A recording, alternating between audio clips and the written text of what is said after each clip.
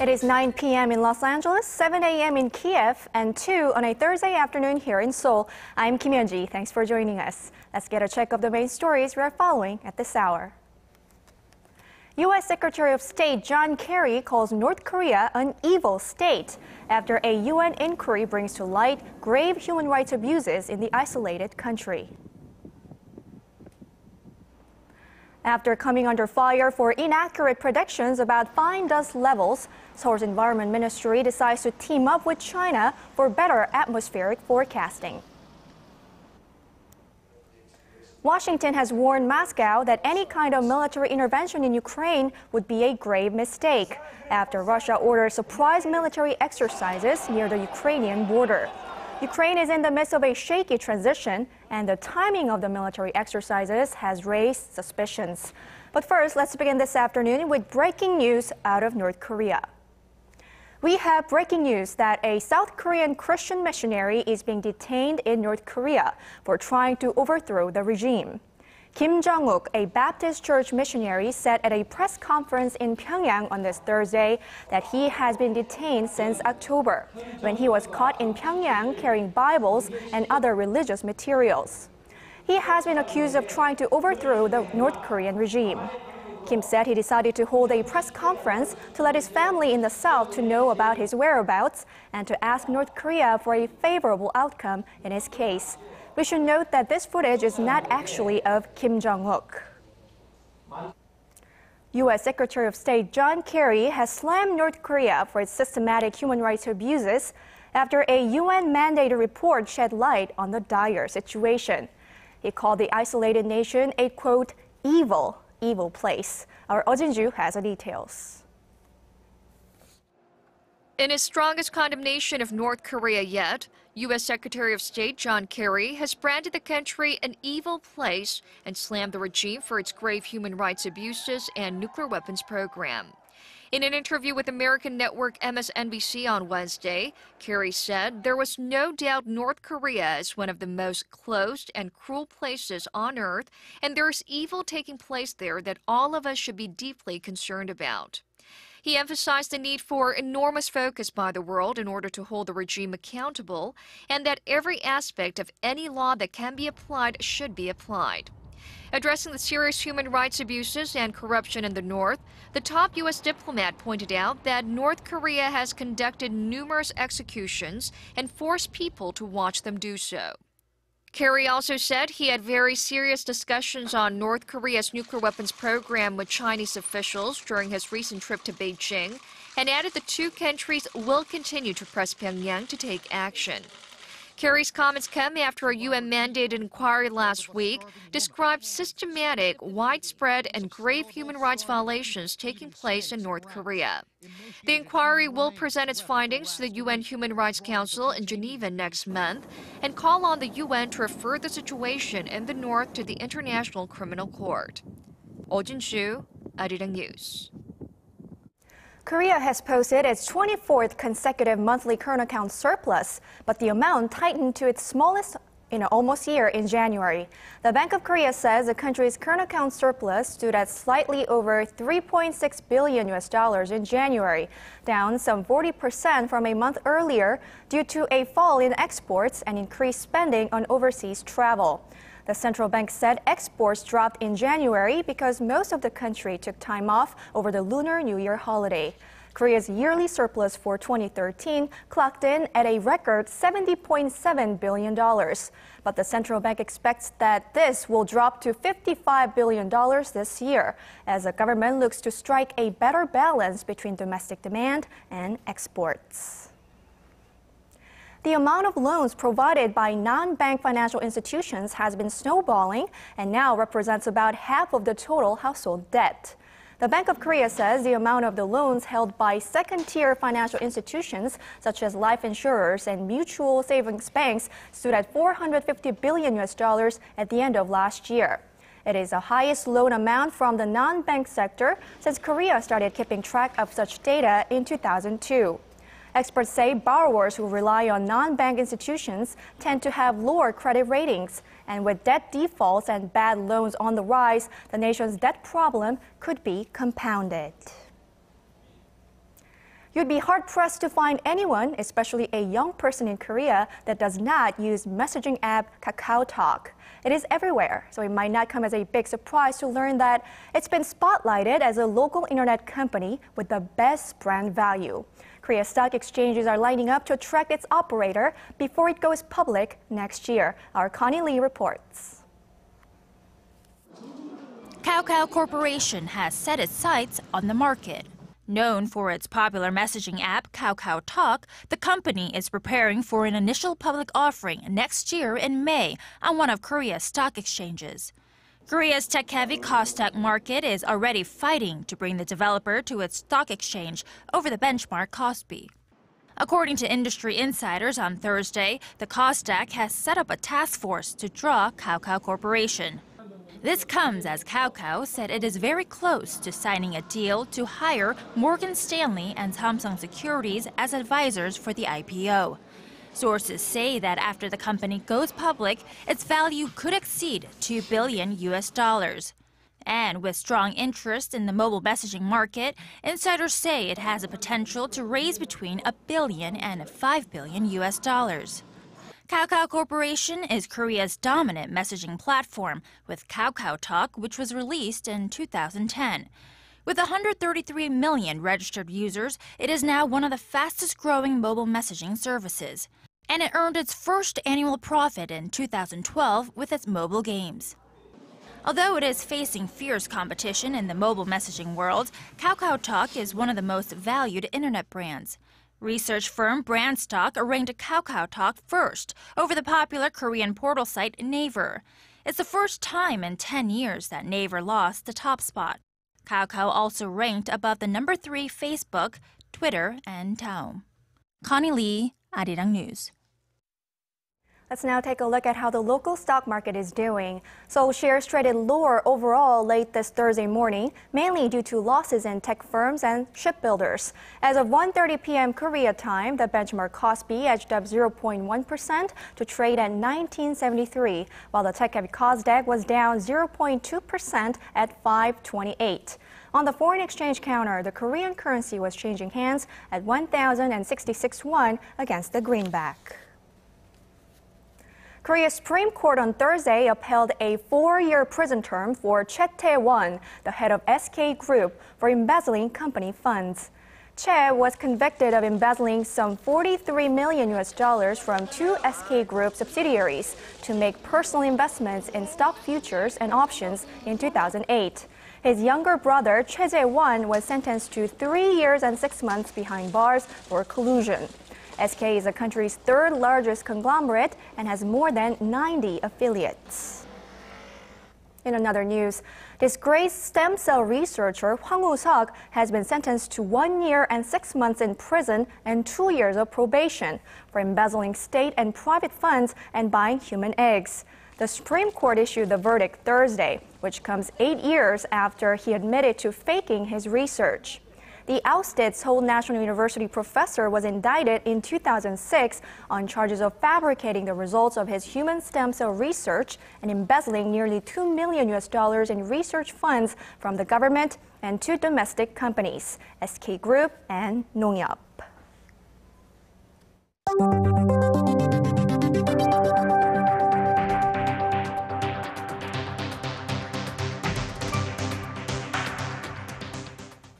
The U.S. has warned Russia that any military action in Ukraine would be a grave mistake after Moscow ordered surprise military exercises near its border with Ukraine. Now, this comes as Ukraine's interim leadership named the individuals it wants to form a new cabinet with. Our Kim Min-ji reports. The United States is stepping up the pressure on Russia not to intervene in Ukraine. U.S. Secretary of State John Kerry on Wednesday warned Moscow that any kind of military intervention that violates Ukraine's territorial integrity would be a grave mistake. This came after Russia ordered surprise military exercises near the Ukrainian border. Although the war games are said to be nothing unusual, the timing raises suspicion of a possible military intervention in Ukraine. Russia's defense ministry said, however, the exercises were to check combat readiness of armed forces and have nothing to do with Ukraine's internal affairs. In the meantime, Ukraine is in the midst of a shaky transition. The interim leadership announced Wednesday its lineup for a new cabinet following the ousting of President Viktor Yanukovych last week. The Maidan Council, Kiev's main protest camp, proposed Arseny Yatsenuk, a former economy minister, as prime minister, and Alexander Shlapak, former deputy head of the central bank, as finance minister. The full list of proposed leaders will be presented to Parliament on Thursday for approval. If confirmed, officials will likely seek aid from Western powers to stave off default, as Russia is expected to back away from a $15 billion bailout program it offered Yanukovych.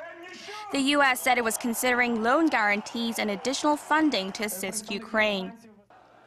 Earlier Wednesday, pro-Ukraine and pro-Russia protesters clashed in the capital of Ukraine's Crimea region, where the majority of people are ethnic Russians, leaving one person dead and many others injured. Yanukovych fled Kiev last Friday after days of violence. The new government wants him tried at the International Criminal Court for ordering the killing of scores of anti-government protesters.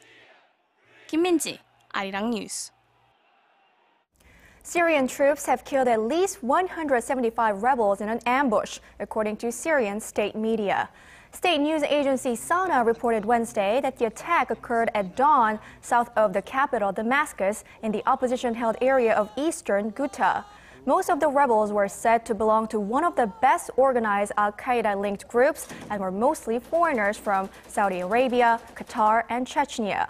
The British-based activist group Syrian Observatory for Human Rights reported the assault too, but said 70 rebels were killed. Most of Korea has been cloaked under a thick layer of fine dust over the past week or so, and the thick haze has held people around the country worried about the possible effects on their health. But there have been complaints that the Environment Ministry's daily forecasts on fine dust levels are inaccurate. In response, Seoul has decided to team up with Beijing, a city notorious for its own choking pollution. Shin Se-min has more. Thick, toxic smog has blanketed large parts of central Korea and the capital, Seoul, over the last few days.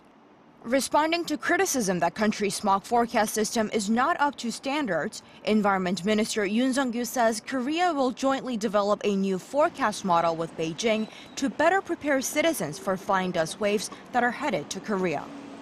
The ministry says China has far superior technology than Korea and Japan in terms of atmospheric forecasting. Currently, the Environment Ministry receives information on observational data as it continuously updates emission quantity data. However, once the cooperative model is running, Seoul will be able to use Chinese data directly, helping to improve the accuracy of its forecast. No date has been announced yet on when the new system will be up and running. Seoul's Environment Ministry has been repeatedly criticized for its inaccurate fine dust forecast after a series of failures to predict the level of fine dust in the air. The Chinese government claims to be working on intensive fine dust reduction measures, pledging to spend tens of billions of dollars to clean up the extremely high level of air pollution along eastern China and the capital, Beijing. The toxic particles in the smog carried by winds from China can cause respiratory problems, asthma, and chronic obstructive pulmonary diseases. Earlier this week, the Korean government issued an ultrafine dust warning as the capital's atmospheric concentration levels of the most hazardous PM 2.5 particles hit 98 micrograms per cubic meter. Shin Se-min, ARIRANG News. Southern California is home to the largest community of Koreans outside of Korea. One of the best-known Korean Americans in the state is best-selling author and artist Haley Lee, and our Hwang Jihye, currently in Los Angeles, had the chance to talk with her about her bicultural heritage and her work as an artist. Born in Seoul, Haley Lee was only 4 years old when her family moved to Montreal, Canada in 1968. After a year, the family settled in Los Angeles, and since then, her journey in search of her roots started. Haley's bestseller, Still Life with Rice and In the Absence of Sun, are also about her family's experience in Korea from the 1930s under Japan's colonial rule through the Korean War and until the late 1990s. English was never something that I grasped or felt I had a talent towards. But it is ironically the thing that I became as an adult, and it is because of stories of my family. Helly says a sense of identity, knowing where she comes from as a Korean, made her what she is today and will be tomorrow.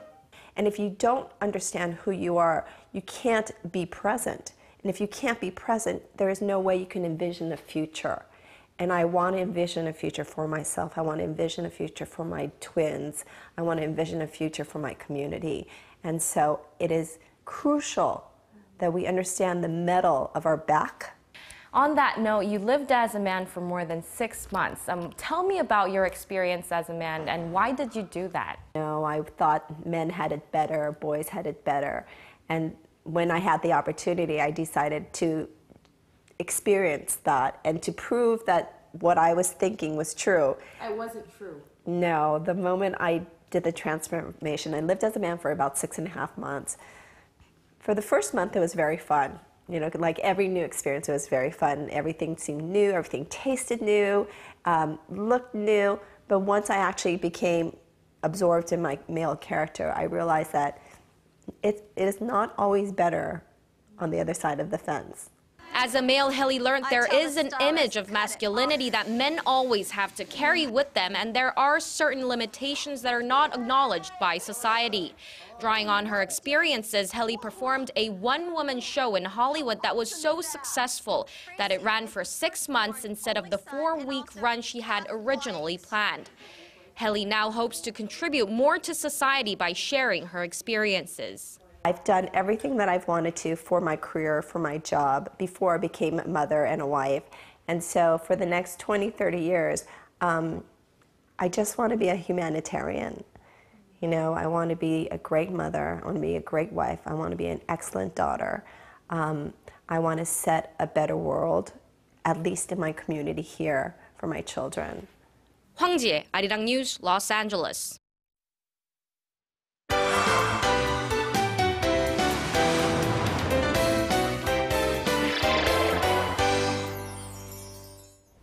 And now it's time for our regular arts and culture segment with our Lee Tae-ho.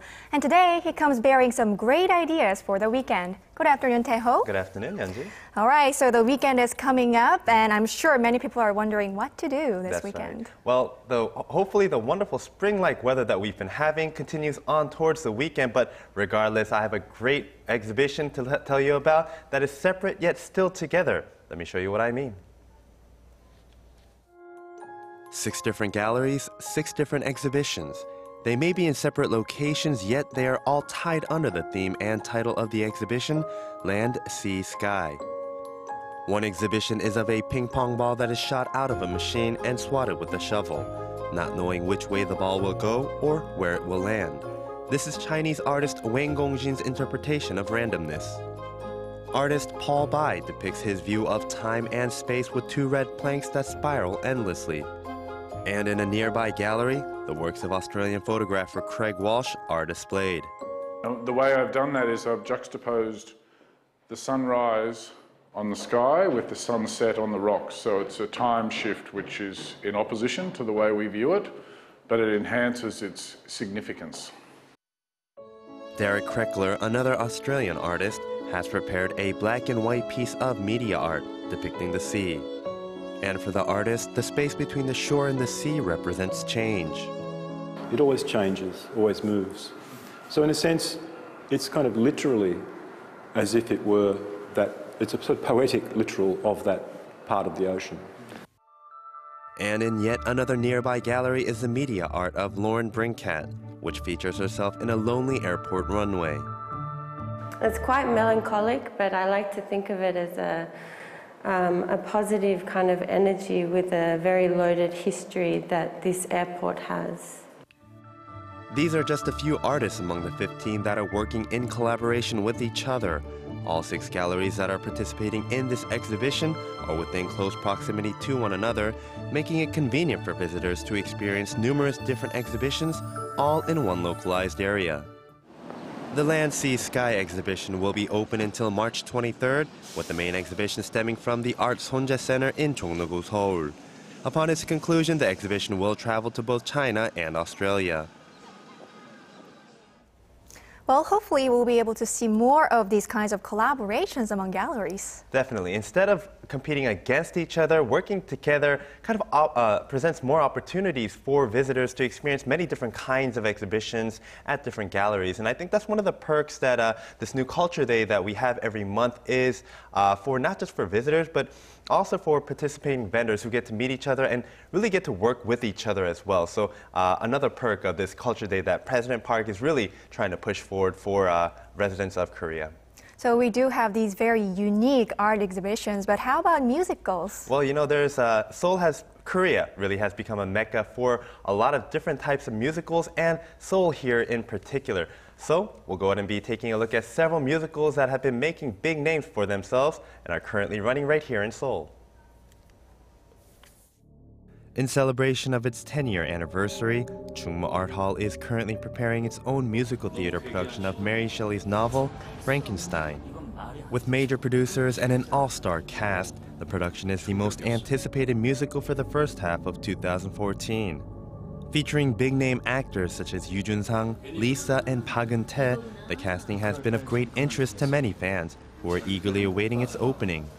The story revolves around the plot of the classic novel itself, with Dr. Victor Frankenstein attempting to create an undying soldier and giving life to the monster that is incorrectly named Frankenstein. The production is set to open on March 18th and run until May 11th at the Chungmu Art Hall, located in Chunggu, Seoul. The classic film Ghost is currently running here in Seoul, but no, not in its classic movie format, but as a musical. Featuring the vocals of pop singer Ivy, who plays leading lady Molly Jensen, and actor Chuon as the main character Sam Wheat, the musical has already captured the hearts of fans here in Korea. The story revolves around the story of undying love between Molly and Sam, a love that is so fierce that even after the death of Sam, he reaches out to protect Molly with the aid of a spiritual medium. The production, which features all of the sets from the West End production, is currently running at the D-Cube Art Center in Kurogu, Seoul until June 29th. The musical Jersey Boys, one of the 3 most popular hits on Broadway, is currently running right here in Seoul. The jukebox musical revolves around the formation, success, and eventual breakup of pop music's original idols, the rock and roll group The Four Seasons. The production has won numerous awards, including 4 Tonys in 2006, with 1 for Best Musical, and the 2009 Laurence Olivier Award for Best New Musical. Now after 2 tours in the United States and stops in London's West End, Singapore, South Africa, and the Netherlands, it is finally here in Korea at the Blue Square Theater in Yongsan-gu, Seoul until March 23rd.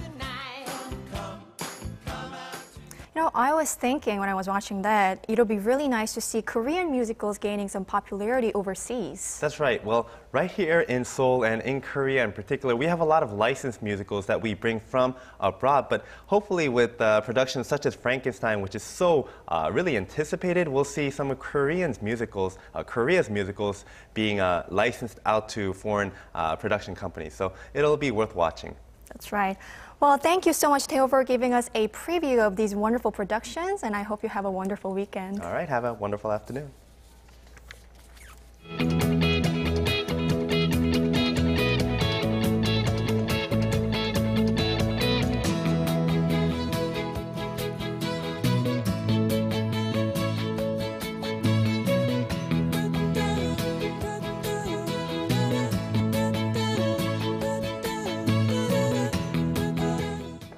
Here now is a look at the weather conditions in Korea and around the world.